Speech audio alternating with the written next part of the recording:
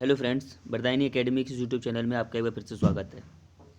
आज का जो टॉपिक है वह वर्ल्ड की जियोग्राफी होना था, लेकिन आज हम इंडियन जियोग्राफी को लेके आए पहले। इसके बाद कल जो क्लास होगी वो आपकी वर्ल्ड जियोग्राफी की होगी, क्योंकि यूपीटीटी में जियोग्राफी की आने की संभावना बहुत ज़्यादा है। ठीक है, तो अभी हम लाइव आ रहे थे लेकिन लाइव आ नहीं पा रहे हैं क्योंकि नेट प्रॉब्लम हो रही है। तो मैं यहाँ पे ये वीडियो अपलोड कर रहा हूँ, तो आप लोग इसको 1.5 या 2.0 पर पूरी वीडियो एक बार देख के जरूर जाना। ठीक है, स्टार्ट करते हैं। आज का पहला क्वेश्चन है कि भारत का क्षेत्रफल संपूर्ण विश्व के क्षेत्रफल का कितना प्रतिशत है? तो बेटा राइट आंसर होगा 2.42% है। ठीक है, अगला क्वेश्चन है कि क्षेत्रफल की दृष्टि से भारत का विश्व में कौन सा स्थान है? तो राइट आंसर हो जाएगा 7वां स्थान है। अगला क्वेश्चन है कि बताइए भारत की स्थलीय सीमा, ये याद रखना, स्थलीय और जलीय अलग अलग पूछता है कभी कभी। स्थलीय सीमा की लंबाई कितनी है? तो बेटा आंसर हो जाएगा 15,200 है। ठीक है, 15,200 है। आगे बढ़ते हैं।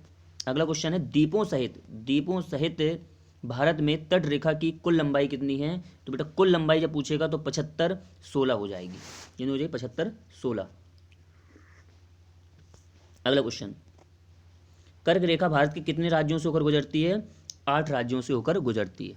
ठीक है, थोड़ा सा तेजी से करेंगे हम लोग क्योंकि बहुत से क्वेश्चन हैं, आपको सिर्फ एक बार में देखना है। भारत की मानक जो समय रेखा है, जिसको हम लोग 82.5 सही 1/2 कहते हैं, और ग्रीनविच रेखा जो कि 0 डिग्री होती है, इसके बीच में कितने घंटे का अंतर है? तो बेटा राइट आंसर क्या हो जाएगा? 5.5 घंटे आगे।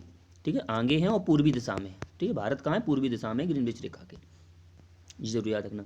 अगला है कि भारतीय मानक समय रेखा कौन सी है? तो बेटा आंसर हो जाएगा 82.5, ये पूर्वी देशांतर। मैंने इस पे इसमें तो पश्चिमी देशांतर लिखा है, विकल्प ही गलत है। तो राइट आंसर क्या होगा? पूर्वी देशांतर। 82.5 82.5 डिग्री पूर्वी देशांतर पर है। ठीक है, जो विकल्प गलत है। अगला क्वेश्चन है कि भारतीय राज्यों में किस राज्य की सबसे अधिक लंबी सीमा लगती है? सबसे अधिक लंबी तो बेटा लगती है किसकी? गुजरात राज्य की। ठीक है, अगला क्वेश्चन है क्षेत्रफल की दृष्टि से भारत का सबसे बड़ा राज्य, क्षेत्रफल की दृष्टि से भारत का सबसे बड़ा राज्य कौन सा है? तो आंसर हो जाएगा राजस्थान। अगला क्वेश्चन है कि बताइए भारत की प्रादेशिक जल सीमा समुद्र तट से कितने समुद्री मील दूरी तक है? तो बेटा आंसर क्या होगा? 12 मील। ठीक है, 12 मील। निम्न में से कर्क रेखा किस राज्य से होकर नहीं गुजरती है? तो किस राज्य से नहीं गुजरती है? तो हम लोग पहले बता देते हैं कौन कौन से गुजरती है। पहले हो जाएगा राजस्थान, मध्य प्रदेश, फिर आ जाएगा आपका राजस्थान गुजरात मध्य प्रदेश आपका, फिर आ जाता है झारखंड, फिर छत्तीसगढ़, उड़ीसा, मेघालय, आपका मणिपुर नहीं है, त्रिपुरा और मिजोरम। ठीक है, ये 8 राज्य हो जाते हैं। पूछ रहा है कि किससे नहीं गुजरती है? तो बेटा इसका कुल क्या आंसर हो जाएगा? बेटा उड़ीसा से ये नहीं गुजरती है। चलिए, अगला क्वेश्चन है भारत का दक्षिणतम स्थान, जिसे दक्षिण दक्षिण इंदिरा पॉइंट कहा गया है, कहाँ है?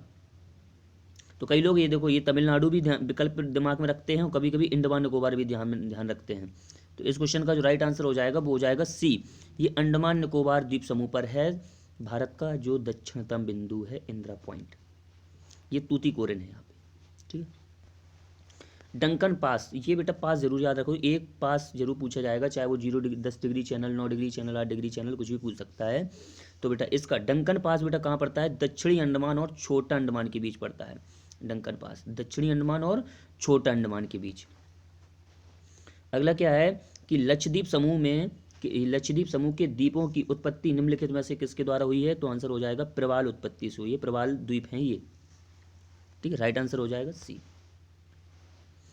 अगला है भारतीय क्षेत्र में स्थित 2 ज्वालामुखी द्वीप हैं। बेटा आपको सबको बताया, कई बार पढ़ाया हुआ है।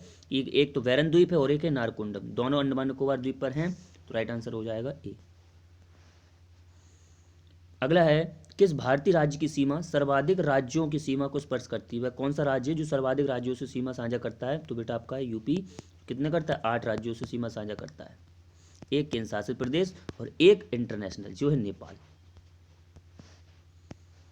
अगला है, ये वही सेम क्वेश्चन लग रहा है, भारत का अन्य आर्थिक EEZ का विस्तार है? तो इस क्वेश्चन का आंसर हो जाएगा बी, 200 समुद्री मील। 200 समुद्री मील। भारत का सर्वोच्च पर्वत शिखर, ये वेरी वेरी इंपॉर्टेंट है। भारत का सर्वोच्च पर्वत शिखर बेटा कौन है? गॉडविन ऑस्टिन है। गॉडविन ऑस्टिन है। वैसे हमारे हिसाब से आप इस क्वेश्चन का आंसर ध्यान से लगाना। अगर ये क्या दिया था का, तो भारत का जो सबसे ऊंचा है चोटी वो है बेटा कंचनजंगा। ठीक है, अगर पूछते भारत में तो बेटा आंसर लगाना था गॉडविन ऑस्टिन। तो मैं कहूँगा कि इस क्वेश्चन का आंसर अगर बेटा आप कंचनजंगा लगाएंगे आपको नंबर मिलेगा, आपको आयोग से लड़ने की जरूरत नहीं पड़ेगी। भारत का सर्वोच्च शिखर है कंचनजंगा, जबकि भारत में कौन है? Godwin Austen. भारत में हिमालय श्रेणी का सर्वोच्च शिखर कंचनजंगा किस राज्य में है? तो सभी को पता होगा बेटा ये सिक्किम राज्य में पड़ता है। कहाँ पड़ता है? सिक्किम राज्य में। अगला है निम्नलिखित में से सुमेलित करिए। पूरा पूरा इंडियन ज्योग्राफी है, एक ही बार में कंप्लीट हो जाना है। कौन सा सुमेलित नहीं है? कौन सा सुमेलित नहीं है? तो आंसर क्या हो गया बेटा? बोमीडिला दर्रा। ये कहाँ पड़ता है? अरुणाचल प्रदेश में पड़ता है। यही पूछ रहा है कौन सा नहीं है। तो जोजिला दर्रा बेटा कहाँ पड़ता है? जम्मू कश्मीर में पड़ता है। ठीक है। बाड़ालाचाला हिमाचल प्रदेश में पड़ता है। और लिपुलेख दर्रा माना माना नीति और लिपुलेख, तीन पड़ते हैं उत्तराखंड के, माना नीति लिपुलेख। चलिए, पूछ रहा है कि हिमालय पर्वत का सबसे बड़ा ग्लेशियर कौन सा है? तो आंसर क्या होगा? सियाचिन ग्लेशियर है, जो बेटा ये जम्मू कश्मीर होता है ना, यहाँ पे पड़ता है ये। ठीक है, ये कराकोरम दर्रा है, कराकोरम दर्रा के ऊपर ये सियाचिन ग्लेशियर है। अगला है असम हिमालय। बेटा ये अभी जूनियर एडिट के पेपर में भी आया हुआ था कि असम हिमालय का विस्तार है। ठीक, तो असम हिमालय का विस्तार कहाँ है बेटा? तिस्ता नदी और दिहांग, तिस्ता और ब्रह्मपुत्र नदी के बीच के क्षेत्र को असम हिमालय कहते हैं। क्या कहते हैं? असम हिमालय कहते हैं।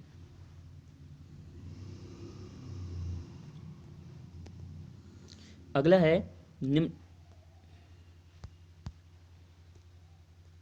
हिमालय में हिमरेखा निम्नलिखित में से या निम्न के मध्य होती है। ये जो रेखाएं होती हैं आपने पढ़ी होंगी कभी, तो ये वही पूछ रहा है क्या होती हैं ये रेखाएं और कितने के बीच से गुजरती हैं। तो राइट आंसर इसका हो जाएगा बेटा डी, 4500 से 600 मीटर की दूरी पर, जो जैसे कह सकते हैं ये पर्वत चोटियाँ हैं, कुछ ऊंची है कुछ बड़ी हैं, तो एक समांतर रेखा मान लेते हैं, इसके एवरेजिंग माना जाता है। तो ये हिमरेखा है। तो बेटा आंसर क्या है? 4500 से 6000। अगला है निम्नलिखित में कौन सी पर्वत चोटी संसार की दूसरी सर्वोच्च पर्वत चोटी है? दूसरी तो सबसे बड़ी तो पता ही है आपको, माउंट एवरेस्ट है। तो दूसरी कौन सी होती है? K2 गॉडविन ऑस्टिन दूसरी सबसे बड़ी चोटी है। अगला क्वेश्चन क्या है कि निम्नलिखित में से कौन सा पर्वत श्रृंखला सबसे पुरानी है? सबसे पुरानी कौन सी बेटा? अरावली। ठीक है, सबसे पहली पर्वतमाला कौन सी? अरावली पर्वतमाला है। निम्न में से कौन सा अपशिष्ट पर्वत का उदाहरण है? तो बेटा सबसे अपशिष्ट पर्वत का उदाहरण कौन सा है? अरावली, ये एक अपशिष्ट पर्वत है। इनमें से कौन सा ब्लॉक माउंटेन है? तो बेटा ब्लॉक माउंटेन ये क्या है बेटा? ये तो अपशिष्ट पर्वत है। अगर ये बेटा अपशिष्ट पर्वत है तो बेटा इसका आंसर क्या होगा? नीलगिरी। नीलगिरी एक ब्लॉक माउंटेन है। लेकिन इस क्वेश्चन का भी आंसर यहाँ पे हम नीलगिरी ना लगवाएंगे, क्योंकि यहाँ पे विकल्प सभी दिया है तो ये तो गलत होगा। यहाँ पे ब्लॉक माउंटेन अगर आप लगाएंगे तो वैसे हमारे हिसाब से सतपुड़ा लगाएं तो ये आंसर राइट है। आप कहोगे सर पहले आप इस क्वेश्चन का आंसर ये बता देते हो। बेटा ये इस तरह से है कि जैसे कि जिस तरह से क्वेश्चन पूछ रहा था उस हिसाब से उसके जो आंसर दिया जाता है वो आपको ए दिया है, लेकिन यहाँ पे इस क्वेश्चन के हिसाब से देखेंगे तो भारत में 2 ब्लॉक माउंटेन पूछे जाते हैं बेटा। एक कौन सा है? एक ब्लॉक माउंटेन है आपका विंध्याचल और दूसरा है सतपुड़ा। ये एक ब्लॉक माउंटेन पर्वत है। ठीक है, तो यहाँ पे राइट आंसर क्या लगाएंगे आप? सतपुड़ा पर्वत।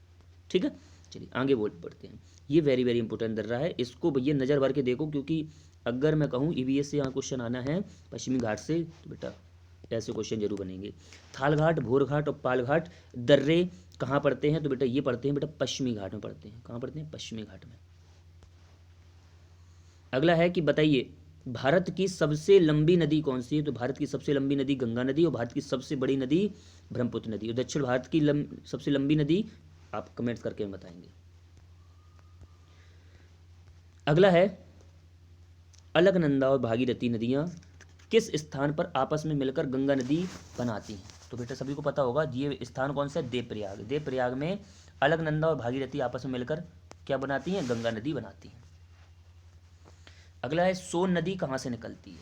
सोन नदी। तो सोन नदी निकलती बेटा कहाँ से? अमरकंटक की पहाड़ियों से।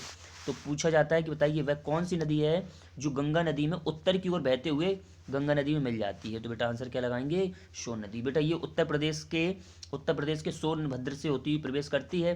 तो बेटा इसकी जो सहायक नदी है रेहंद नदी, इसी पर एक क्या परियोजना बनाई गई है? रेहंद परियोजना, जो कि उत्तर प्रदेश की, भारत की, पहले भारत से लिखेंगे, भारत की सबसे बड़ी बेटा क्या है? वो एक कृत्रिम झील है। क्या है? कृत्रिम। कौन सी? गोविंद बल्लभ पंत सागर परियोजना।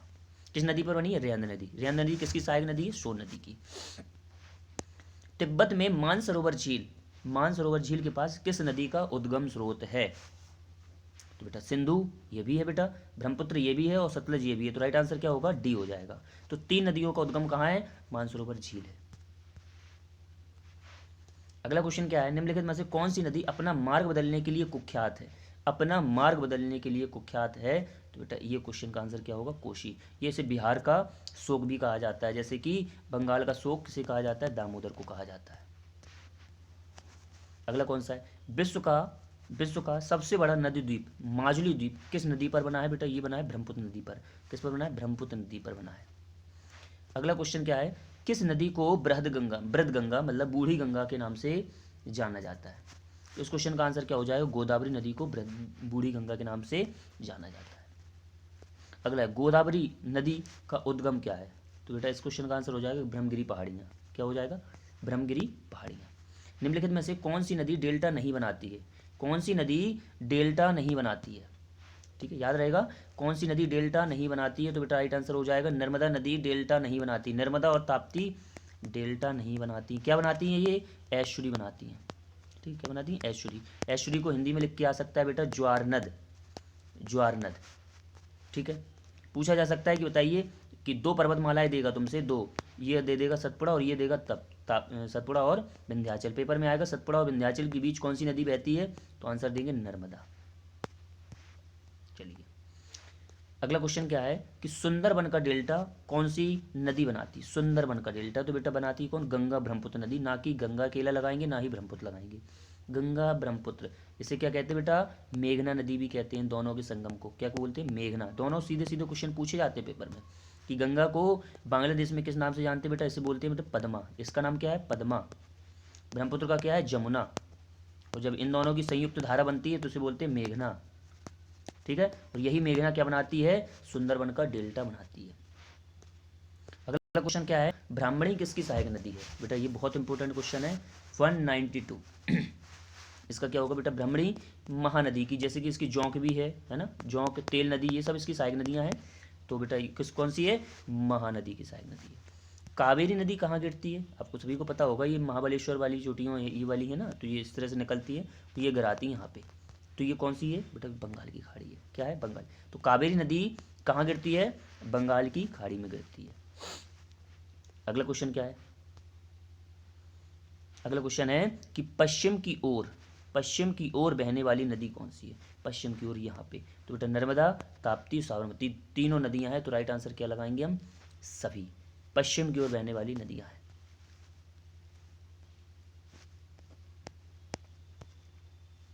अगला है प्रायद्वीपीय भारत की सबसे बड़ी नदी कौन है? प्रायद्वीपीय भारत की सबसे बड़ी नदी कौन सी है? तो बेटा राइट आंसर क्या होगा? गोदावरी दक्षिण भारत की सबसे बड़ी नदी है। अब आते हैं हम लोग क्या, अभी नदियां ही चल रही हैं, देखते हैं और 1-2 क्वेश्चन और हैं। जमशेदपुर किस नदी के तट पर स्थित है? ये बहुत अच्छा क्वेश्चन है। जमशेदपुर किस नदी के तट पर है? स्वर्ण रेखा नदी पर। और इसी स्वर्ण रेखा पर हुंडरू जलप्रपात बना है। इसी नदी पर हुंडरू जलप्रपात। ठीक है, याद रखना, हुंडरू जलप्रपात किस नदी पर? स्वर्णरेखा नदी पर। बंगाल का शोक किसे कहा जाता है बेटा? इसे कहा जाता है दामोदर नदी को बंगाल का शोक कहा जाता है। कोसी, वही मैंने बताया, कोसी को बिहार का शोक कहा जाता है। और स्वर्णरेखा पर हुंडरू जलप्रपात बना है छत्तीसगढ़ में। क्या कह रहा है कि सुमलित नहीं है।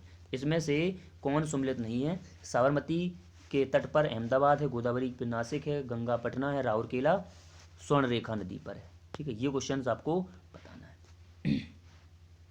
इनमें से कौन सा ऑप्शन गलत है? चलिए देखते हैं इस क्वेश्चन का आंसर क्या होगा। इस क्वेश्चन का राउरकेला ये स्वर्ण रेखा नदी के तट पर नहीं है। हमें ये क्वेश्चन का आंसर बताएंगे। मैंने क्लास में कई बार कराया कि ये जो जिनकी सहायता से ये खोले गए थे इस इस्पात कारखाने, इसमें नदियाँ भी बताई थी। तो बताइए राउरकेला किस नदी के तट पर है? अगर आप वीडियो पूरी देख रहे हो तो पक्का है कि आप कमेंट जरूर करोगे। हीराकुंड बांध किस नदी पर है? तो हीराकुंड बांध बेटा कहाँ पे है? महानदी पर है। हीराकुंड बांध किस नदी पर बना है? महानदी पर बना है। अगला क्वेश्चन बेटा क्या है? गांधी सागर, जवाहर सागर तथा राणा सागर, ये राणा प्रताप सागर बांध किस नदी पर बना है? तो बेटा ये बना है चंबल नदी पर। चंबल नदी पर, किस पे? चंबल पर। अब चंबल से बेटा क्या क्वेश्चन पूछा जाता है कि चंबल नदी घड़ियालों के लिए विख्यात है। घड़ियाल पूछे जाते हैं किस नदी में देखने को मिलते हैं? चंबल नदी में देखने को मिलते हैं। टीटी में पूछा गया क्वेश्चन बेटा, अलमाटी बांध किस नदी पर बना है? अलमाटी बांध, अब डैम पढ़ेंगे हम लोग, डैम और झील, ठीक है। तो बेटा इस क्वेश्चन का आंसर हो जाएगा डी, कृष्णा नदी पर बना है। अलमाटी बांध बेटा कृष्णा नदी पर बना है, कावेरी मत लगा देना, कृष्णा नदी पर बना है। अगला बेटा लोनार झील, बहुत प्यारा क्वेश्चन है। लोनार झील किस राज्य में है? तो बेटा आंसर क्या होगा? महाराष्ट्र में है। लोनार झील कहाँ है? महाराष्ट्र में है। सबसे बड़ी मीठे पानी की झील, सबसे बड़ी बेटा, ये अभी यूपी आरओ में क्वेश्चन में आया था, क्या मतलब था इतना सरल क्वेश्चन पूछने का? भारत की सबसे बड़ी मीठे पानी की झील क्या बेटा? बुलर झील है। बुलर झील है जो कि जम्मू कश्मीर में। अगला है टेहरी बांध, जो कि भारत का सबसे ऊंचा बांध है। कैसा है? ऊंचा, ये जरूर याद रखना, सबसे ऊंचा बांध है टेहरी बांध। निम्न में जलाशय का नाम पूछ रहा है, तो बेटा देखो गोविंद सागर तो नहीं होगा। गोविंद सागर से क्वेश्चन पूछा जाएगा तो सतलुज नदी के पीछे बना है, हर की बैराज के पास, ठीक है। तो सतलुज नदी ये तो नहीं होने वाला। तो इसका राइट आंसर क्या हो जाएगा बेटा? आपका हो जाएगा स्वामी राम तीर्थ सागर। क्या हो जाएगा? स्वामी राम तीर्थ सागर निर्मित जलाशय का नाम। सरदार सरोवर बांध, सरदार सरोवर परियोजना किस नदी पर बनाई गई है? सबको पता होगा, नर्मदा नदी पर। इसी के पास है स्टेचू ऑफ यूनिटी बना हुआ है। बगलीहार, बगलीहार जल विद्युत परियोजना, ये इंपॉर्टेंट है, इसको जरूर लिख लेना। 206 बगलीहार जो परियोजना है बेटा, ये चिनाब नदी पर है। चिनाब नदी पर है बगलीहार, ठीक है। राष्ट्रीय वन नीति के अनुसार देश के कितने प्रतिशत क्षेत्रफल पर वनों का आवरण आवश्यक है? वेरी वेरी इंपॉर्टेंट है, सभी को पता है 33%। ये ऐसा रिवीजन चल रहा है कि जैसे कि बिल्कुल सर ये तो सारे क्वेश्चन हमें आते हैं, बट बस रिवीजन करना है मैं आपको लास्ट टाइम। देश में सर्वाधिक वन क्षेत्रफल में किस राज्य में? सबसे ज़्यादा वन किस राज्य में क्षेत्रफल की दृष्टि से? मध्य प्रदेश में। और इस लगभग 5-6 क्वेश्चन से पक्का है कि 1-2 क्वेश्चन मिलेंगे। कुल भौगोलिक क्षेत्रफल के प्रतिशत के रूप में सर्वाधिक वन क्षेत्रफल वाला राज्य कौन सा है? क्षेत्रफल, और वो भी किसमें? प्रतिशतता की दृष्टि से। तो प्रतिशतता की दृष्टि से क्वेश्चन आता है तो बेटा लगाना क्या है? मिजोरम। और अगर क्षेत्रफल की दृष्टि से पूछे तो एमपी। अगला, किस राज्य के कुल भौगोलिक क्षेत्रफल के सबसे कम भाग पर वनों का विस्तार पाया जाता है? सबसे कम भाग पर वनों का विस्तार पाया जाता है। सबसे कम वन कहाँ पड़ते हैं बेटा? हरियाणा में है सबसे कम वन। बात समझ में आ रही होगी। चलिए अगला क्वेश्चन, ये भी बेटा यूपीटीटी में आ चुका है। फूलों की घाटी कहाँ है? फूलों की घाटी बहुत कंफ्यूज करता है कभी कभी, जल्दी जल्दी में आपसे केरल लग जाता है। उत्तराखंड है राइट आंसर, जबकि केरल में साइलेंट वैली है। साइलेंट वैली, शांत घाटी, ये फूलों की घाटी पूछ रहा है। तो यहाँ पे बेटा राइट आंसर क्या लगाएंगे आप? उत्तराखंड। दलदली एवं ज्वार भाटा, दलदली अथवा ज्वार भाटा क्षेत्रों में पाए जाने वाले वन को क्या बोलते हैं? देखो दलदली क्षेत्रों में ये कई लोग ये लगा सकते हैं दलदली वन, है ना, और मैंग्रोव वन। तो बेटा यहाँ पे आप मैंग्रोव वन लगाएंगे, सुटेबल आंसर बैठेगा यहाँ पे, ठीक, मैंग्रोव वन। अगला है सुंदरी वृक्ष कहाँ पाए जाते हैं? बेटा कई बार बताया बेटा, सुंदरी वृक्ष कहाँ पाए जाएंगे? सुंदरबन के डेल्टा, और सुंदरबन का डेल्टा कहाँ बनता है? गंगा ब्रह्मपुत्र के डेल्टा पर। शांत घाटी, बिल्कुल वही क्वेश्चन है, अभी उत्तराखंड वाला पूछा था। शांत घाटी ये भी उत्तर आपका यूपीटीटी में आ चुका है। तो कहाँ बेटा? केरला में। साइलेंट वैली कहाँ है? केरला में। भारत में चंदन की लकड़ी के लिए प्रसिद्ध राज्य, चंदन की लकड़ी के लिए प्रसिद्ध राज्य बेटा कहाँ है? तो बेटा ये कर्नाटक है, कर्नाटक। और ये क्वेश्चन थोड़ा कंफ्यूज करता है क्योंकि कर्नाटक में सबसे ज़्यादा क्या है? सदाबहार वन है, ठीक है, सदाबहार वन है। अगर यहाँ सदाबहार वन है तो बेटा ये कर्नाटक में चंदन की लकड़ी जो है ना ये, लेकिन ये पतझड़ वनों के अंदर आती है, पतझड़ वनों के लिए, ये जरूर याद रखना, पतझड़ वन में आता है चंदन की लकड़ी। आप धोखे से सदाबहार वन मत लगा देना। उष्णकटिबंधीय आर्द्र सदाबहार वन कहाँ पाए जाते हैं? उष्णकटिबंधीय आर्द्र सदाबहार वन कहाँ पाए जाते हैं? तो बेटा आंसर हो जाएगा डी, प्रायद्वीपीय पठार में। प्रायद्वीपीय पठार क्यों? क्योंकि देखो ये पश्चिमी घाट है, ये पूरा सदाबहार है और ये पूर्वी हिमालयास है, तो यहाँ पे हिमालय का निम्नवर्ती भाग ये अच्छा नहीं लग रहा है, यहाँ पे क्या होगा? प्रायद्वीपीय पठार।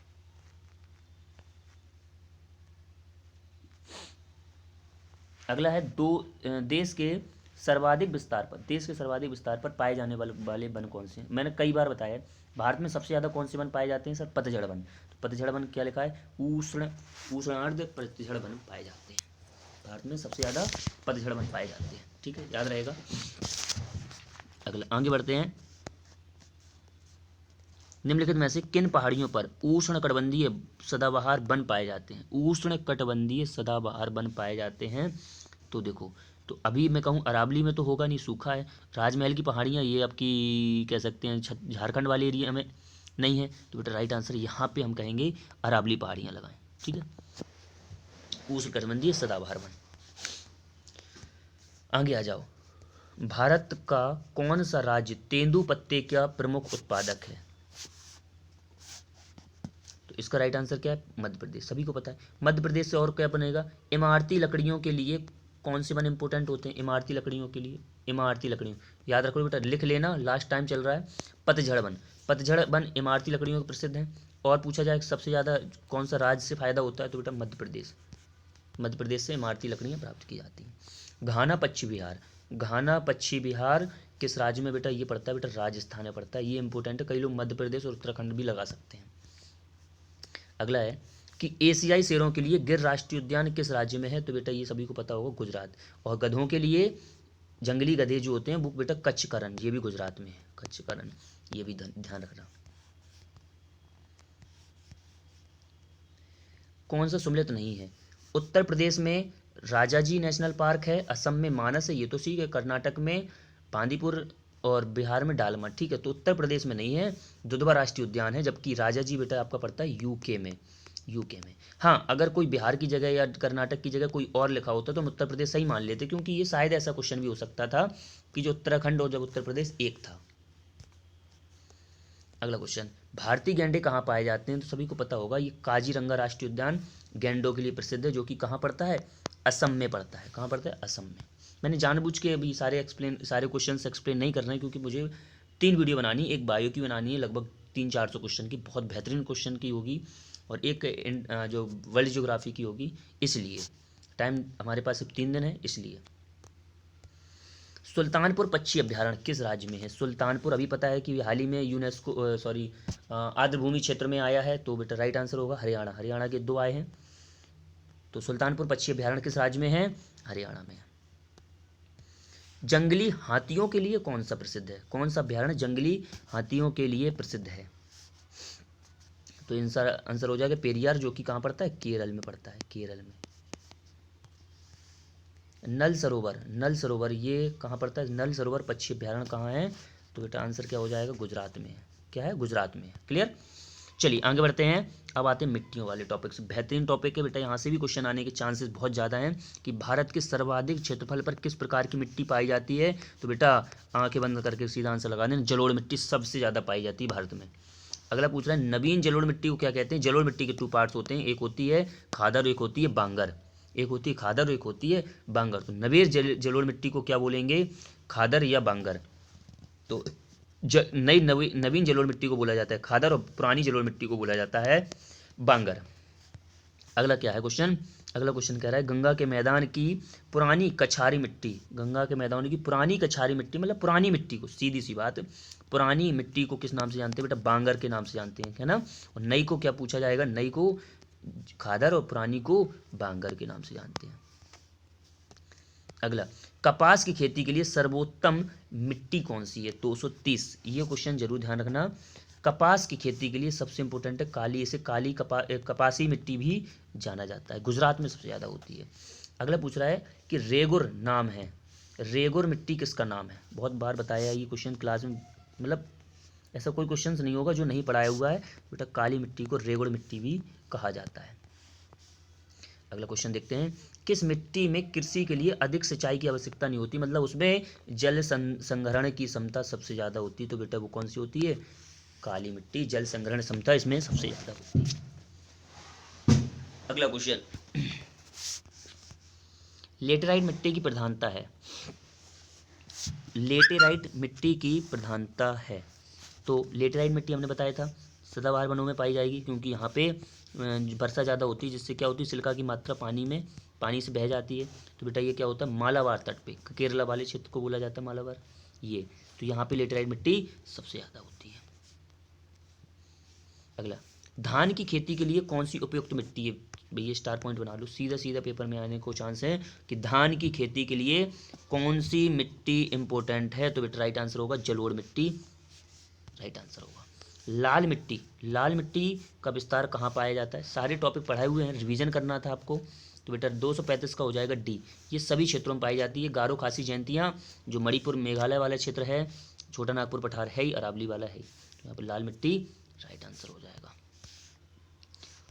मृदा अपरदन को किस प्रकार रोका जा सकता है, मृदा अपरदन क्या होती है, मिट्टी का बहाव को कैसे रोका जा सकता है, ज़्यादा से ज़्यादा पेड़ लगाए जाएं, वनस्पति उन्मूलन, वनस्पति को ना काटा जाए, अति चराई द्वारा, तो अति चराई तो ये तो अच्छा नहीं लग रहा है कि अति चराई द्वारा, लेकिन ये दोनों ठीक लग रहे हैं। वन उन्मूलन द्वारा, ये वन उन्मूलन भी यहाँ पे अपने आप में गलत होगा, क्योंकि वन उन्मूलन मतलब वनस्पति का कटाव से ज़्यादा मृदापन को रोका जा सकता है, नहीं, ये सेंटेंस ऐसे लग रहे हैं कि आपसे वो जानबूझ के डी लगवा ले, लेकिन बेटा नहीं, अति चराई, ज़्यादा चरवाहे न हो, वनस्पति ना काटी जाए, लेकिन वन रोपण ज़्यादा हो, वन रोपण के द्वारा मृदापन को रोका जा सकता है, इसलिए बेटा इस क्वेश्चन का आंसर आप सी देंगे। चलिए, भारत के उत्तरी मैदान में किस मिट्टी का सर्वाधिक विस्तार है, तो कई बार बताया उत्तर प्रदेश में पूछा जाए कौन सी मिट्टी सर्वाधिक होती है, जलोढ़ मिट्टी, और बुंदेलखंड वाली पठार में पूछा जाए तो लाल मिट्टी, मतलब कह सकते हैं जो बघेलखंड बुंदेलखंड वाला पठार है ना, विंध्याचल पर्वतमाला वाला, वो पढ़ाया हुआ है सारी चीज़ें। अगली बेटा है, काली मिट्टी का विस्तार सबसे ज़्यादा कहाँ पाया जाता है, काली मिट्टी बेटा सबसे ज़्यादा, बेटा यहाँ पे ध्यान रखना, महाराष्ट्र लगाना, गुजरात नहीं है, गुजरात में काली मिट्टी पाई जाती है, लेकिन सर्वाधिक महाराष्ट्र में पाई जाती है, इसे हम लोग क्या कहते हैं, दक्कन ट्रैप सॉइल भी बोला जाता है, दक्कन के पठार में भी सबसे ज़्यादा पाई जाती है।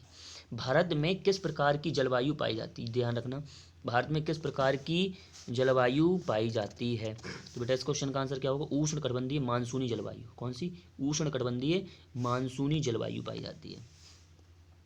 भारत में सबसे ज़्यादा गर्म स्थान कौन सा है, सबसे ज़्यादा गर्म स्थान कौन सा है, तो आंसर क्या हो जाएगा, जैसलमेर। ग्रीष्म ऋतु में उत्तर पश्चिम भारत में चलने वाली गर्म और शुष्क हवाओं को क्या कहा जाता है, देखो सबसे गर्म चीज आपको यही लग रहा होगा सर, लू होगा, है ना, तो भाई राइट आंसर क्या होगा, लू हो जाएगा, सबसे गर्म हवाओं को लू। काल बैसाखी तो अभी पता होगा, सर्दियों में चलती है। अगला क्वेश्चन क्या है, जाड़े के दिनों में उत्तर पश्चिमी भारत मतलब जो जम्मू कश्मीर है, पंजाब है, दिल्ली है, लगभग थोड़ा सा गुजरात राजस्थान ले लो, कह रहा है कि इन समय जो वर्षा होती है वो किस कारण होती है, तो बेटा हमने कई बार बताया पश्चिमी विक्षोभ के कारण, जो भूमध्य सागर से उठने वाला जो मानसून होता है उसके द्वारा यहाँ पे पश्चिमी विक्षोभ से यहाँ पे क्या होती है, वर्षा होती है। अगला आ जाओ, भारत में अधिकांश वर्षा होती है, भारत में अधिकांश जो वर्षा होती है वो किसके कारण होती है, दक्षिण पश्चिम मानसून से, किससे होती है, दक्षिण पश्चिम मानसून से होती है भारत में अधिकांश वर्षा। एक बार फिर से देख लो बेटा क्वेश्चन को, दक्षिण भारत में अधिकांश वर्षा पूछ रहा है किससे होती है, भारत में सबसे ज़्यादा वर्षा किससे होती है, ये हमने जल्दी से करा दिया, लेकिन बेटा याद रखना दक्षिण पश्चिम मानसून से होती है। अब ये दक्षिण पश्चिम मानसून क्या होता है सर, यहाँ से होती है सबसे ज़्यादा बारिश, है ना, यहाँ से जो होती है वो इस तरह से चली जाती है दक्षिण पश्चिम मानसून से। तमिलनाडु में शीतकालीन वर्षा का क्या कारण है, शीतकालीन जब मैंने कहा ना तमिलनाडु में लौटता हुआ मानसून होता है, अभी लौटते हुए मानसून को हम लोग क्या बोलते हैं, लौटते हुए मानसून को हम लोग क्या बोलते हैं, तो बेटा आंसर क्या होगा, उत्तर पूर्वी मानसून, क्या बोला जाएगा, उत्तर पूर्वी, यहाँ से आता है ये इस तरह से हिमालय के पास से, उत्तर पूर्वी मानसून। ये तमिलनाडु एरिया में मतलब उड़ीसा और आंध्र प्रदेश वाले बारिश कराता हुआ सबसे अंत में कहाँ पहुँचता है, तमिलनाडु में। इसलिए ऐसा लगता है सर ये कि तमिलनाडु में सर अब बारिश हो रही, जी बिल्कुल, लौटते हुए मानसून से ही बारिश होती है। भारत में जो सर्वाधिक वर्षा पाने वाला स्थान कौन सा? सबसे ज़्यादा बेटा वर्षा कहाँ होती है? तो आंसर क्या होगा? माशिन राम में होती है सबसे ज़्यादा बारिश। सबसे कम वर्षा, सबसे ज़्यादा तो पता ही हो गया, तो सबसे कम वर्षा क्या होगी? तो इस क्वेश्चन का आंसर हो जाएगा लेह में सबसे कम वर्षा होती है। सबसे कम वर्षा लेह में। सबसे ज़्यादा गर्म आपने बताया था जैसलमेर, अभी पढ़ा है। आम्र वर्षा, ये क्वेश्चन अच्छा है। आम्र वर्षा क्या है? आम्र वर्षा क्या है? तो बेटा आम्र वर्षा क्या है? मानसून से पूर्व पश्चिमी तटीय प्रदेशों में होने वाली वर्षा को बोला जाता है। मानसून से पूर्व, ठीक है, ध्यान से सुना, मानसून नहीं आया उससे पहले पूर्व पश्चिमी तट प्रदेशों में होने वाली वर्षा को आम्र वर्षा कहते हैं। आमों की बौछार होना है, ये तो बकवास है। जब ये बकवास है तो डी तो कट गया। तो आमों को बहुतायत मात्रा में उपजाना, ये भी कट गया। अगला है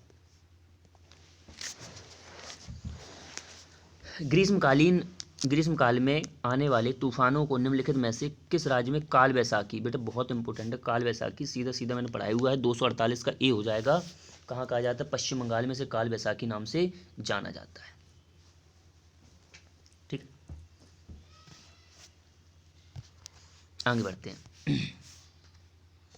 दक्षिण पश्चिम मानसून कहाँ है? दक्षिण पश्चिम मानसून निम्नलिखित में से किस राज्य में सर्वप्रथम प्रवेश करता है? दक्षिण पश्चिम, ये है दक्षिण पश्चिम। सबसे पहले कहाँ से प्रवेश करेगा? तो बेटा केरल से ही तो प्रवेश करता है।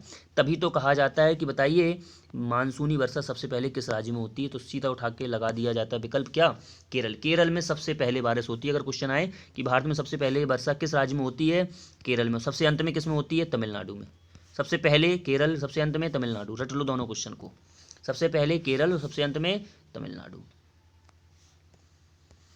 दिल्ली में अधिक तापांतर का कारण होना, मतलब दिल्ली में अधिक तापांतर, गर्मियाँ ज़्यादा बढ़ जाती हैं तो सर्दियाँ भी बहुत हो जाती हैं। तो तापांतर का अंतर क्या है? तापांतर का मतलब क्या है? तो ये अब हम जिसको डिटेल में तो पढ़ाएंगे समय रहते, आपने कभी नहीं पढ़ा होगा। तो इस क्वेश्चन का आंसर अभी डायरेक्ट लगा लें, ये समुद्र से दूरी है। समुद्र से दूरी होने के कारण यहाँ पे तापांतर अलग है। ठीक, अल्प वर्षा ये तो नहीं अच्छा लग रहा है। कर्क रेखा से दूरी, कर्क रेखा से दूरी का मतलब नहीं होता, भूमध्य रेखा होता तो एक बार हम सोचते। अगला लिखा निम्नलिखित में से कहाँ महाद्वीपीय जलवायु होती है? महाद्वीपीय जलवायु होती है। ठीक है, तो ये क्वेश्चन भी आपका यूनिक नहीं है, आप इसको छोड़ भी सकते हो। तो बेटा आंसर क्या होगा? डी। हाँ, ये क्वेश्चन आपके 100% है। ऐसे क्वेश्चन आपके टीटी में फंस रहे हैं, काफ़ी टिपिकल बोल सकते हो। अल नीनो के बारे में कौन सा कथन सत्य है? तो बेटा कौन सा है? यह गर्म जलधारा है, जी बिल्कुल सही है। इसकी उत्पत्ति पेरू, है ना, पेरू, चिली, हमने पेरू नहीं, चिली तो नहीं कहेंगे, पेरू के तटीय क्षेत्रों में पाई चलती है। इसके कारण सूखा, बाढ़ आदि भी होती है। तो राइट आंसर क्या होगा? उपरोक्त सभी।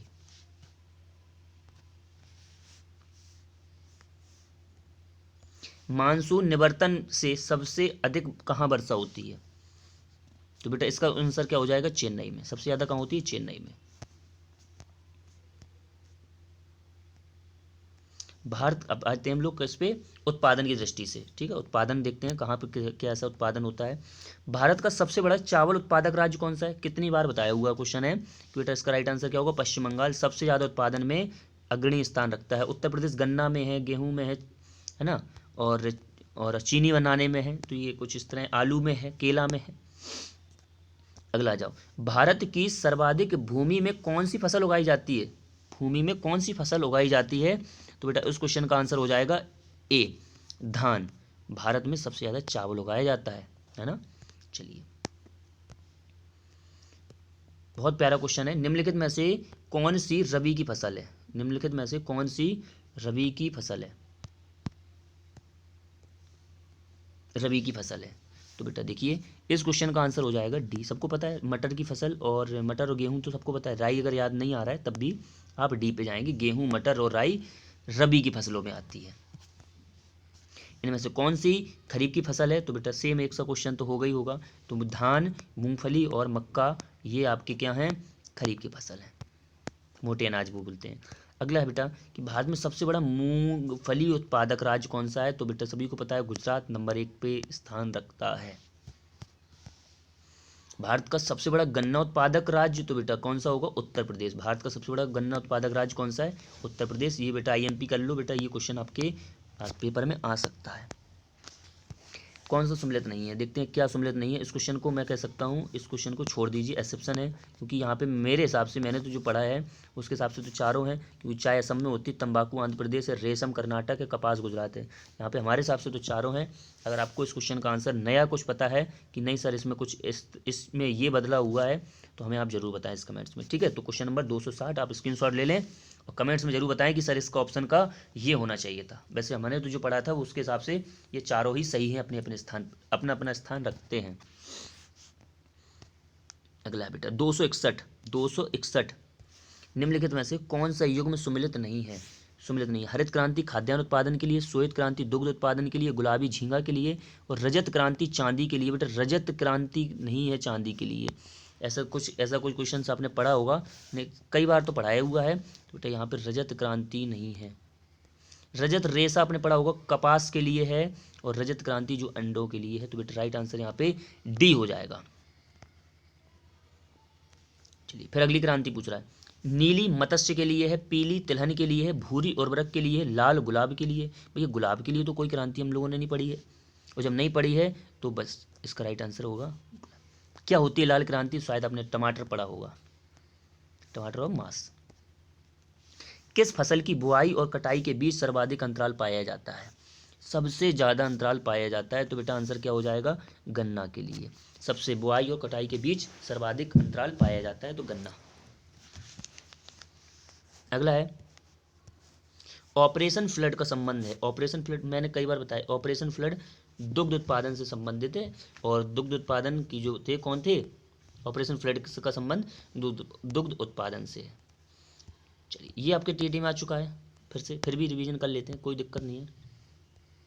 कह रहा है कि भारत में हरित क्रांति से जुड़े वैज्ञानिक कौन है, तो आपको सभी को पता है जगदीश चंद्र बोस। तो जगदीश चंद्र बोस तो नाम सुना सा लग रहा है, लेकिन यहाँ पे हरित क्रांति के हैं डॉक्टर एम.एस. स्वामीनाथन। दुग्ध उत्पादन में भारत का विश्व में कौन सा स्थान है, ठीक है। तो ये क्वेश्चन आंसर हो जाएगा, दुग्ध उत्पादन में पहला स्थान है, क्योंकि भैंसें सबसे ज़्यादा हम कह सकते हैं हरियाणा वाले क्षेत्रों में है, मतलब भारत में ही है, तो फिर दुग्ध भी यही होगा। अगला है बेटा कि गुजरात का सबसे महत्वपूर्ण तेल क्षेत्र कौन सा है, गुजरात का, ठीक है। तो गुजरात का सबसे महत्वपूर्ण है अंकलेश्वर। अंकलेश्वर पूछा जाता है कि ये तेल शोधन कारखाना का किस राज्य में है, गुजरात राज्य में। सिंह भूमि, अब हम लोग कुछ उत्पादन क्षेत्र की दृष्टि से देखते हैं कहाँ पे किस चीज़ की खाने हैं। सिंह भूमि जो कि झारखंड में पड़ता है, ये किस लिए प्रसिद्ध है, तो बेटा 268 वाला जो क्वेश्चन है, इस क्वेश्चन का आंसर हो जाएगा बेटा, ये लोहे के उत्पादन के लिए जाना जाता है ये खान, सिंह भूमि, ठीक है। आगे बढ़ते हैं, कुद्रेमुख, कई बार मैंने बताया कुद्रेमुख की जो खान है वो किस लिए प्रसिद्ध है, कुद्रेमुख लोहे जो खान है बेटा, ये कर्नाटक राज्य में पड़ती है, कर्नाटक राज्य में, और यहीं से लोहा, जो लोहे अयस्क होते हैं, ये गोवा का जो मर्म गोवा बंदरगाह है उसके द्वारा ईरान को निर्यात किया जाता है, बहुत बार पढ़ाया है।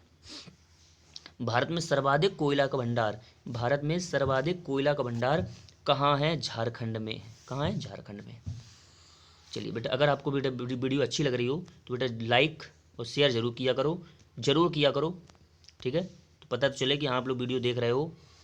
भारत में खनिज तेल का उत्पादन सर्वप्रथम कहाँ प्रारंभ किया गया, तो भारत में खनिज तेल का उत्पादन सर्वप्रथम कहाँ किया, सबसे पहले बेटा कहा गया था डिगबोई में। और भारत में सबसे ज़्यादा जो तेल उत्पादन होता है बेटा वो कहाँ से होता है, मुंबई हाई से। मैंने कई बार पढ़ाया, सुन लो पहले क्वेश्चन। भारत में खनिज तेल का उत्पादन पूछे सर्वप्रथम कहाँ प्रारंभ किया था, असम के डिगबोई से। और भारत में जो सबसे ज़्यादा तेल जाता है वो कहाँ से जाता है, मुंबई हाई से जाता है। अगर एक बार पूरी वीडियो देख लो, बस आगे कुछ नहीं कहेंगे, आगे आ जाते हैं हम लोग। सम्मिलित नहीं है, क्या सम्मिलित नहीं है देखते हैं, कौन सा युग में सम्मिलित नहीं है। अभ्रक झारखंड, अभ्रक गलत वर्ड लिखा, अभ्रक होना चाहिए था। गोल्ड कर्नाटक में होता है, सी पता है। लोहा लोहे अयस्क बिहार के लिए, लिग्नाइट तमिलनाडु। अभ्रक झारखंड में होता है। तो अब इस क्वेश्चन का आंसर क्या होगा, इस क्वेश्चन का आंसर लोहे अयस्क। लोहे अयस्क यहाँ पे बिहार न होके कर्नाटक होना चाहिए था, है ना। कर्नाटक की कुद्रेमुख की खान लोहे अयस्क के लिए जानी जाती है। अगला है खेतड़ी की खान, खेतड़ी राजस्थान में पड़ती है, और खेतड़ी की खान किस लिए जानी जाती है, पढ़ाया हुआ है, तो ये तांबे के लिए जानी जाती है खेतड़ी की खान, ठीक है। और एक खान कौन सी है जिसमें जस्ता और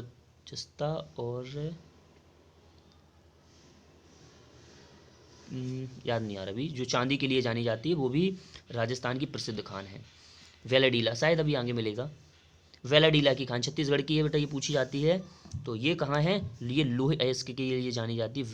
वेलाडीला की खान किस लिए प्रसिद्ध है, लोहे अयस्क के लिए प्रसिद्ध है। अगला है, कौन सा सम्मिलित नहीं है। लोकोमोटिव जो इंजन है वो कहाँ, वाराणसी में बनते हैं क्या। रेल के डिब्बे कपूरथला में बनते हैं। विद्युत इंजन चित्ररंजन बनते हैं। मोटर कार सीतामढ़ी में नहीं बनते बेटा। मेरे हिसाब से ये क्वेश्चन अपने आप में गलत हो जाएगा। भारत में सबसे बड़ा तेल शोधक कारखाना कौन सा है, कितना प्यारा क्वेश्चन है, ये बहुत पूछा गया है। जामनगर। भारत का सबसे बड़ा तेल शोधक कारखाना कौन सा है, जामनगर। पिंपरी संबंधित है बेटा, पिंपरी संबंधित है। इस क्वेश्चन का आंसर क्या हो जाएगा, बी, पेंसिलिन उद्योग से पिंपरी।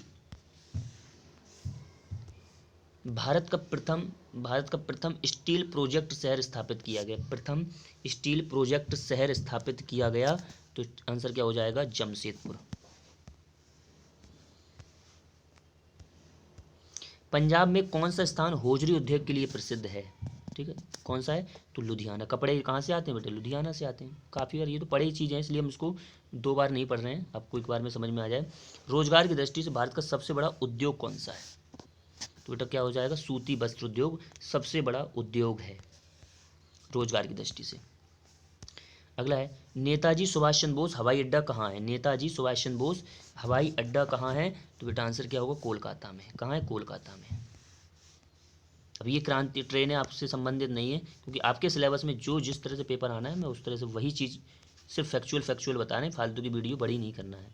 अगला है, निम्नलिखित बंदरगाहों में से कौन सा एक मुक्त बंदरगाह व्यापार क्षेत्र, मैंने कई बार बढ़ाया हुआ है। इस क्वेश्चन का आंसर हो जाए कांडला बंदरगाह, उत्तर प्रदेश गुजरात का है ना। कार्गो जो यहाँ से जाते हैं, मतलब एक तरह से ये व्यापार क्षेत्र, मुक्त व्यापार क्षेत्र है। कौन सा, कांडला। आपको इतना नहीं पढ़ना, आपको तो इतना याद करना है कि कांडला बंदरगाह किस राज्य में है, किस राज्य में है, आप कहोगे सर गुजरात में है। भारत के पूर्वी तट पर प्राकृतिक बंदरगाह कौन सा है, तो इस क्वेश्चन को भी हम लोग डाउट में रखेंगे, क्योंकि यहाँ पे कोलकाता और विशाखापट्टनम, तूतीकोरिन एक्सेप्शन में है, इसलिए इस क्वेश्चन को भी डाउट में रखेंगे। क्वेश्चन पूरी तरह से गलत है, ठीक है। तो इस क्वेश्चन को आप इग्नोर कर सकते हो। अभी के लिए आप इतना याद रख लें कि भारत के पूर्वी तट पर पूछा जाए कौन सा बंदरगाह है, तो पूर्वी तट ही है। तो यहाँ पे कोलकाता भी है, विशाखापट्टनम भी है, तूतीकोरिन भी है, ठीक है, और चेन्नई भी, चारों यहाँ पे पूर्वी बंदरगाह ही है। ध्यान रखना ये क्वेश्चन ज़्यादा से ज़्यादा आप लोग प्राकृतिक और कृत्रिम याद कर पाओ तो अलग अलग कर लेना, नहीं तो बस इतना याद कर लेना कि कौन सी बंदरगाह किस क्षेत्र में पड़ते हैं, मतलब किस तट पे है। यहाँ पे पूर्वी में है, पश्चिम में, मैंने सारे पढ़ाए हुए हैं, 13 के 13 बंदरगाह। और अभी जो नया बना था बदावन बंदरगाह, जवाहर जो नहावा शिवा के नीचे, तो अब उसको भी एक बार देख लेना, ठीक है। PDF डली होगी तो ज़रूर देख लेना बेटा लास्ट टाइम। स्वर्णिम चतुर्भुज योजना क्या होती है, स्वर्णिम चतुर्भुज योजना 4 जो मार्ग हैं उन चारों को, 4 बड़े राज्य महानगरों को आपस में जोड़ता है ना। मुंबई को चेन्नई, चेन्नई से कलकत्ता, कलकत्ता से दिल्ली, इस तरह से जो चतुर्भुज योजना बनती है उसे बोलते हैं स्वर्णिम चतुर्भुज योजना। तो बेटा ये क्या है, एक सड़क परिवहन है, 4 नेशनल हाईवे को आपस में जोड़ना।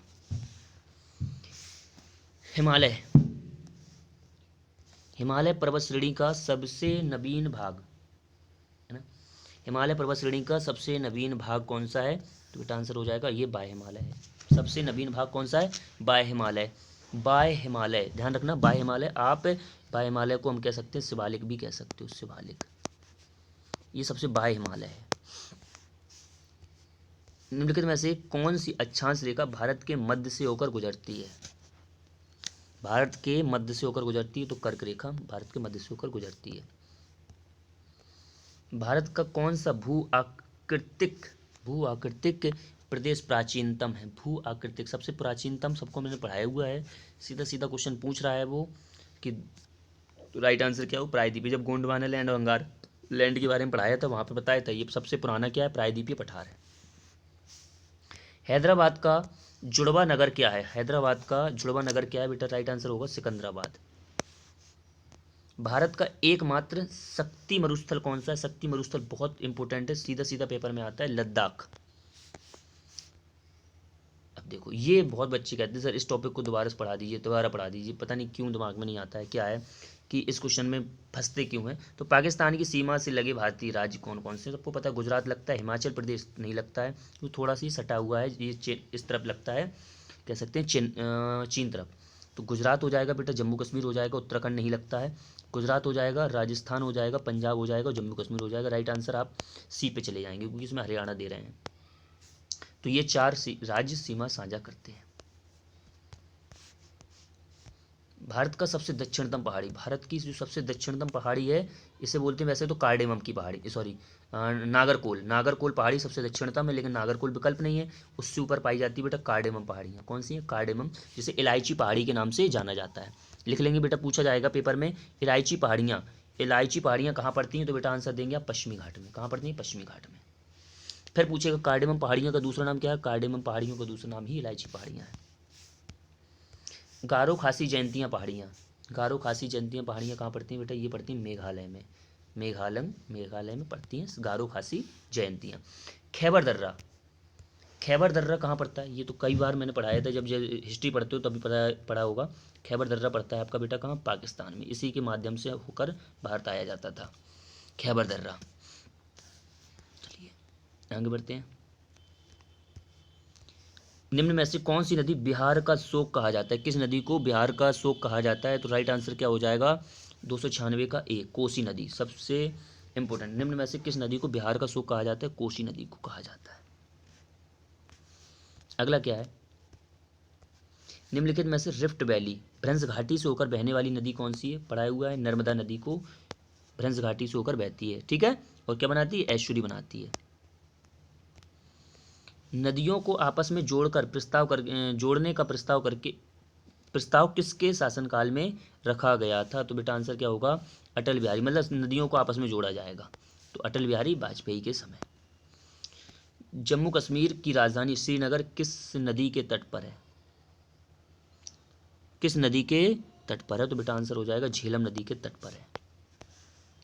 उज्जैन पूछ रहा है, उज्जैन किस नदी के तट पर है, देखो नदियों के तट पर स्थित शहर पूछे जा रहे हैं और पूछे जाते हैं, तो इसका आंसर क्या होगा छपरा नदी के तट पर स्थित है, यहीं पे लगता है क्या महाकुंभ। मैथान बाल पहाड़ियाँ तिलैया बांध, ये बहुत इंपॉर्टेंट है, ये बांध कहाँ पड़ते हैं, तो 301 का हो जाएगा बेटा, एक बराकर नदी, ये क्या है बराकर नदी है, बराकर नदी। तो एक और क्वेश्चन मैं तुमसे पूछने वाला हूँ कि बताइए बराकर नदी पर कौन सा बांध बना है इस तिलैया बांध के अलावा, बहुत इंपॉर्टेंट बांध है वो भी। भारत की प्रसिद्ध लेगून झील है, तो इसका हो जाएगा बेटा क्या सी, चिल्का झील। बेटा 200 क्वेश्चन होने वाले हैं आपके बेटा, अगर वीडियो अच्छी लग रही हो तो बेटा लाइक का बटन जरूर दबाइए और शेयर जरूर कर देना अपने दोस्तों को जो टीटी की तैयारी कर रहे हैं या कांस्टेबल की, सभी कंपटीशन एग्जाम के लिए ये वीडियो बहुत बहुत इंपॉर्टेंट होने वाली है। अगला बेटा क्या है, भारत की सबसे प्रसिद्ध लेगून झील कौन सी है, तो इसका हो जाएगा बेटा क्या चिल्का झील, सबसे बड़ी लेगून झील है, खारे पानी की झील है, और ये कहाँ पड़ती है, उड़ीसा राज्य में पड़ती है। ककोलत जलप्रपात बिहार किस राज्य में, बिहार राज्य नहीं है ये याद रखना, जलप्रपात बिहार के, अरे ये मैं कह रहा हूँ बिहार के किस जिले में है, राज्य नहीं है। 303 का बेटा हो जाएगा क्या डी, नवादा जिले में। ये है काकरापार परियोजना किस नदी से संबंधित, पहली बात तो ये बताओ काकरापार है कहाँ पे, है ना, तो बेटा ये ताप्ती नदी पर है, ताप्ती नदी पर। अब आपका होमवर्क आज का यही है कि काकरापार परियोजना किस राज्य में स्थित है। अब ये ताप्ती नदी अगर आपको पता हो किस किस राज्य से होकर बहती है तो आप तुरंत इस क्वेश्चन का आंसर मैं कमेंट्स में जरूर देंगे अगर आप पूरी वीडियो देख रहे हो। सरदार सरोवर बांध किस राज्य में है, सरदार सरोवर बांध बेटा आपका पड़ता है गुजरात राज्य में और ये नर्मदा नदी के तट पर है। भारत के उत्तर पश्चिमी भाग में शीतकालीन वर्षा का कारण है, शीतकालीन वर्षा अभी बताया था, तो बेटा देखो यहाँ उत्तर पश्चिमी भाग में शीतकालीन वर्षा का स्थानीय झंझावट, लौटता मानसून ये भी नहीं, पूर्वी विक्षोभ लिखा है ये भी विकल्प गलत है, इसलिए राइट आंसर डी। हाँ पश्चिमी विक्षोभ लिखा होता तो हम राइट आंसर लगा देते, यहाँ पे पूर्वी विक्षोभ दे रहे हैं तो ये भी गलत होगा, राइट आंसर क्या होगा डी।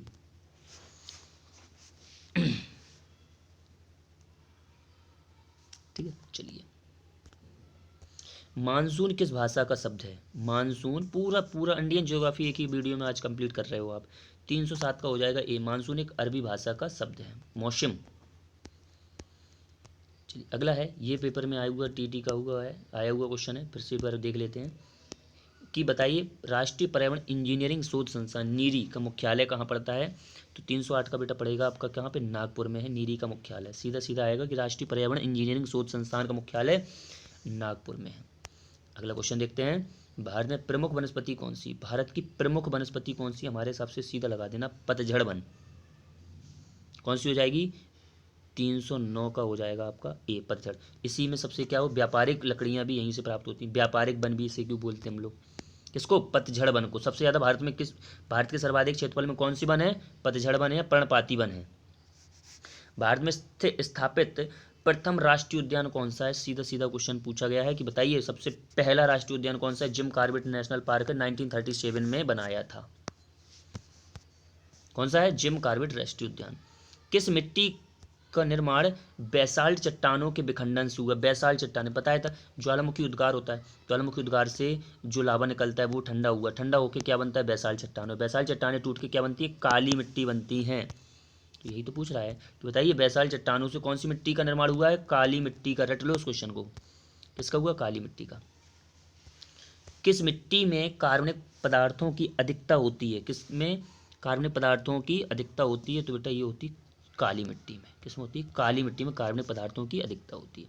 काली मिट्टी का काला रंग कोई बताएगा, अगर आपको पता है कमेंट्स में जरूर देना। काली मिट्टी का काला रंग, लाल मिट्टी का लाल रंग सबको पता है, लेकिन काली मिट्टी का काला रंग किसके कारण होता है।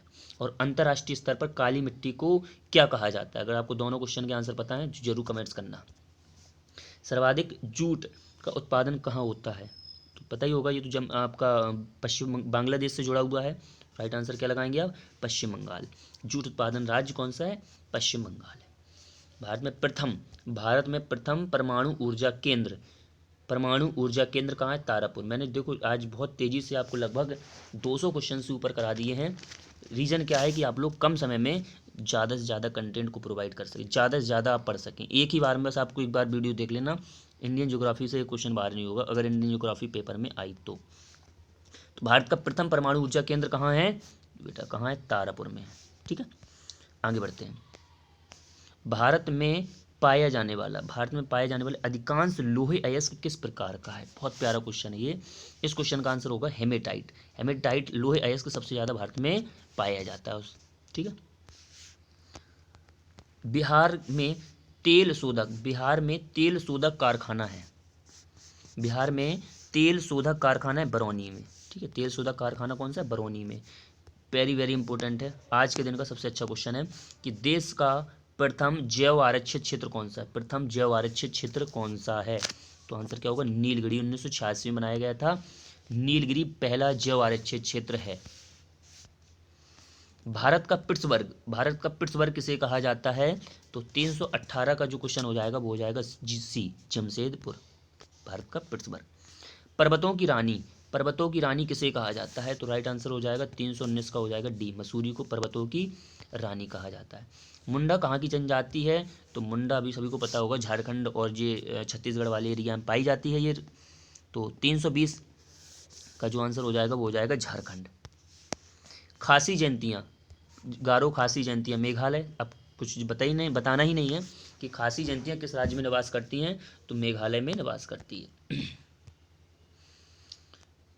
होमवर्क में एक और क्वेश्चन बताइए कि उत्तर प्रदेश में सबसे अधिक मात्रा में कौन सी जनजाति निवास करती है, सबसे ज़्यादा कौन सी जनजाति निवास करती है। अगला है भारत का सबसे ऊंचा बांध कौन सा है। भारत का सबसे ऊंचा बांध कौन सा है, सबसे ऊंचा, तो बेटा यहाँ पे लगाएंगे आप क्या, टेहरी बांध भारत का सबसे ऊंचा बांध है। सबसे ऊंचा बांध, बड़ा बांध पूछे हीराकुंड बांध, गहरा बांध पूछे भाखड़ा नागल बांध।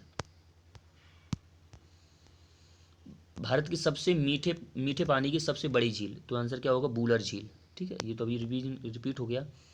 बाहर निम्नलिखित में से खारे पानी की झील है, ये क्वेश्चन अच्छा है, ये फंस सकते हो। बुलर झील तो नहीं होगी, चिल्का झील ये खारे पानी की झील है, देवताल झील नहीं है। अगला क्वेश्चन क्या है, भारत का सबसे बड़ा नदी द्वीप कौन सा है। भारत का सबसे बड़ा नदी द्वीप कौन सा है, तो आंसर क्या होगा, माजुली द्वीप सबसे बड़ा नदी द्वीप है, भारत का भी और विश्व का भी है। अगला है भारत का सबसे लंबा राष्ट्रीय राजमार्ग कौन सा है? 9NH7, इसे 9NH44 भी कहा जाता है, तो नाम बदल दिया, ऐसा याद कर लो। तो भारत का सबसे लंबा राष्ट्रीय राजमार्ग है NH7। अगला है भारत की सबसे लंबी तटरेखा वाला राज्य, रिपीट कर रहे हैं कुछ कुछ क्वेश्चन। तो भारत की सबसे लंबी तटरेखा वाला राज्य कौन सा है? गुजरात है सबसे लंबी तटरेखा वाला राज्य। भारत का सबसे लंबा बांध, भारत का सबसे लंबा बांध कौन सा है? तो आंसर क्या हो जाएगा बेटा? बी, हीराकुंड बांध सबसे लंबा बांध या सबसे बड़ा बांध है। हीराकुंड बांध किस नदी पर बना है? तो हीराकुंड बांध बेटा बना है महानदी पर बना हुआ है, ठीक है। अगला बेटा है कांडला बंदरगाह किस राज्य में है? कांडला बंदरगाह किस राज्य में है? तो बेटा ये कहाँ पड़ता है? गोवा में पड़ता है, सॉरी गुजरात में पड़ता है। कहाँ पे? गुजरात में। अगला, उड़ीसा में स्थित बंदरगाह कौन सा? मैंने कई बार बताया उड़ीसा में पारादीप बंदरगाह उड़ीसा में है। उड़ीसा में, या आंध्र प्रदेश में हो गया न्यू मंगलोर और कौन सा होता है? मरमगोआ, ये आप बेटा आपका कर्नाटक का हो जाएगा फिर। और कांडला तो आपको पता ही गुजरात का है। अगला है थार मरुस्थल भारत के किस राज्य में स्थित है? थार मरुस्थल आपके कहाँ पे है? तो राजस्थान में पड़ता है। इस क्वेश्चन का आंसर हो जाएगा डी, पूर्व मध्य रेलवे। पूर्व मध्य रेलवे का मुख्यालय कहाँ है? ये बहुत प्यारा क्वेश्चन है। तो 333 क्वेश्चन का जो राइट आंसर हो जाएगा आपका, वो हो जाएगा डी, पूर्व मध्य रेलवे। पूर्व मध्य रेलवे हाजीपुर, ठीक है। ये हो जाएगा आपका कौन सा? ये हो जाता है आपका मुंबई, ये हो जाता है आपका मुंबई। दक्षिण पूर्व रेलवे, अब दक्षिण कहाँ है? ये है दक्षिण, ये है दक्षिण, ये है पूर्व, ये हो जाएगा। ये दक्षिण पूर्व रेलवे का मुख्यालय क्या है? ये पूछ रहे। दक्षिण पूर्व मध्य रेलवे का भी अलग क्वेश्चन आता है, हम कभी इसको लेकर एक शॉर्ट वीडियो बनाएंगे, इसको आपको सभी को याद हो जाएगा। इसका आंसर हो जाएगा बेटा क्या? बिलासपुर।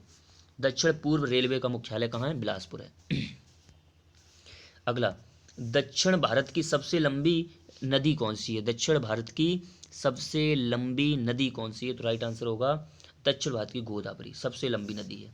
और आज के दिन का सबसे लास्ट क्वेश्चन है, और ये क्वेश्चन क्या है कि भारत में सबसे अधिक मार्ग बदलने वाली नदी कौन सी है? तो आंसर होगा कोसी। इसे क्या कह सकते हैं हम लोग? बिहार का शोक भी कहा जाता है। चलिए, आज की जो हमारा कह सकते हैं इंडियन ज्योग्राफी कंप्लीट हुई, और कल हम लोग वर्ल्ड ज्योग्राफी की भी वीडियो डालेंगे। और वर्ल्ड ज्योग्राफी भी उतनी ही इंपॉर्टेंट रहेगी जितनी कि इंडियन, ठीक है। तो मिलते हैं हम लोग कल। और बेटा जो लोग भी इस चैनल से नहीं जुड़े हैं वो लोग बेटा इस चैनल से जुड़ जाएं, और लाइक वीडियो को ज़रूर कर दें। और जो ज़्यादा से ज़्यादा लोग जो भी पढ़ने वाले हैं उनको ये वीडियो भेज दें कि आप फाइनली 2.0 या 1.50 से इस वीडियो को पूरा देख लें एक बार में, ठीक है। चलिए, तब तक के लिए धन्यवाद, मिलते हैं कल।